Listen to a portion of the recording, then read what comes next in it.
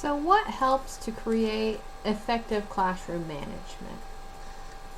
Well, probably the biggest part that I could tell from this class and things I've read and things I've learned from other courses are the expectations that are made of the students. Procedures for classwork and academics, clear and specific so students know exactly what the teacher wants them to do. These procedures are introduced at the beginning of the school year to make the procedures to be routine actions so they become more automatic to the students. The teachers help the students by explaining the procedure, rehearsing it with the students, reinforcing the procedures until they become habits. And that way students are able to just go on with the task, following the procedure and know what's expected of them. Social behavior or interpersonal relations and manners, those are other expectations that are made of students. Behavior in general, such as good behavior, bad behavior, acceptable behavior, not acceptable behavior. Obviously, students will be expected to not engage in unacceptable behavior, but to try to engage in the acceptable behavior. And part of the acceptable behavior are the responsibilities and privileges that a student could have. Now, responsibilities are in large part the teacher allowing the students to take part in either the makeup of the classroom or just different jobs that they can do within the classroom aside from what else they might be responsible for with their schoolwork, such as they could be responsible for cleaning up their area of the classroom or specific areas such as cleaning up the whiteboards or cleaning up for the classroom pet or just cleaning up messes in general, kind of emptying the waste basket sort of thing. Responsibilities or jobs that the teacher lets them do. Or they could be responsibilities such as helping out the teacher in maybe passing out supplies, actually taking part in decision making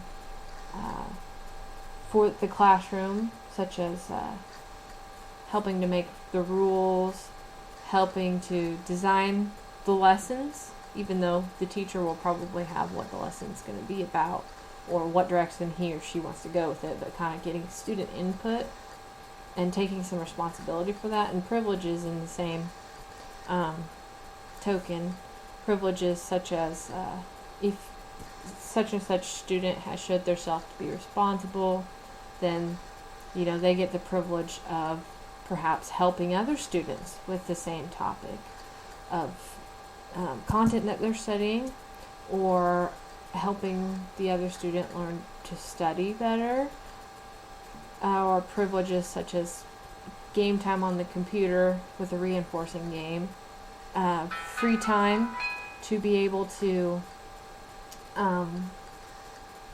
work on what they need to work on as a privilege instead of having all their time managed, having some free time for them to decide what they want to do with.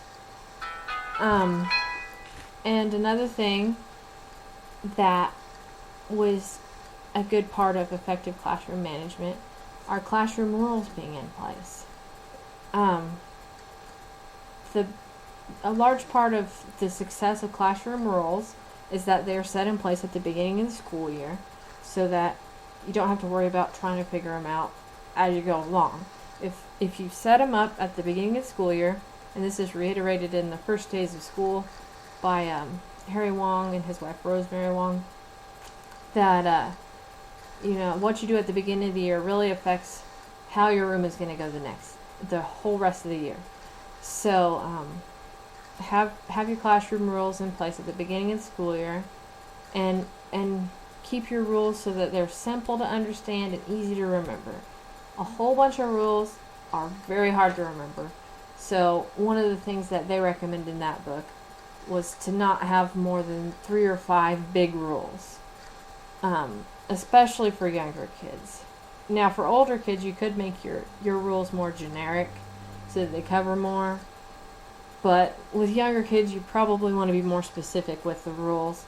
And so, since you probably will only be able to get them to remember a few rules, you should probably pick the biggest rules you really want them to remember and have those in place. Clearly set out positive and negative consequences for students choosing to follow or disregard those rules, or just common courtesy in general. So if somebody's doing a good job, make sure to reinforce that positively by, giving them encouragement, but also giving them some kind of a reward. That's not necessarily bribery, because if consequences only count negatively, then, what is it going to profit them to do good if that just means they won't get a negative consequence? So I think that we should also include positive consequences if we're going to have effective classroom management. But clearly set those out so that they know, okay, if I choose to do this, then I am going to have to face such and such as a consequence. Or if I choose to do this, such and such is the positive consequence. One example could be completing a task on time. A positive consequence would be hopefully they would get a better grade, but they might also get some other kind of positive incentive, such as the teacher's encouragement, and then, I don't know, maybe if you have a incentive economy going on, perhaps that would count toward points, toward a free time or computer time or a prize of some sort. Or the negative consequences, you may have to make up the work. Or you'll probably get a poor grade if you don't complete the task on time. Or at least if the teacher lets you turn it in later, you probably won't get the credit on it that you could have if you had turned it in on time. Working together to create and commit to the rules as a class together.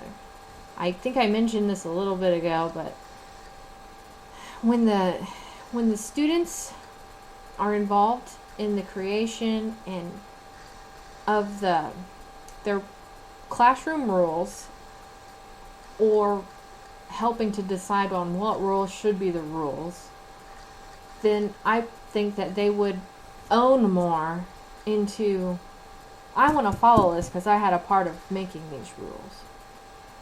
And I think that in many effective classroom management plans, the students do have a big part in creating the rules and committing to the rules. But also, in regard to the rules and the students, a lot of the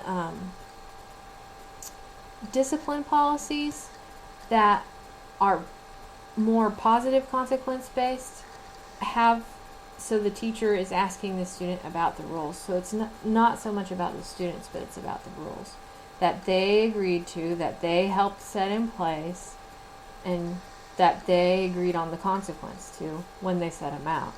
And I think that helps to set up a more positive atmosphere as well as manage the classroom.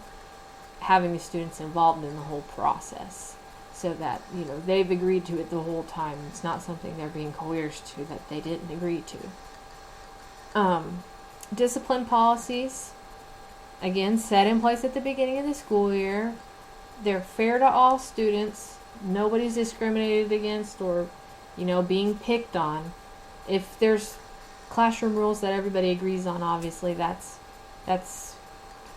that'll be addressed. Everybody agreed on this. These are the rules. Everybody needs to stick to them.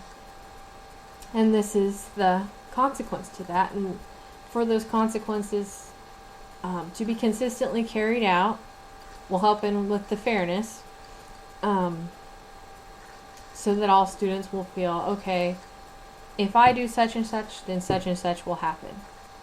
Across the board. It doesn't matter who does it. this is what's going to happen. I really don't want to engage in that.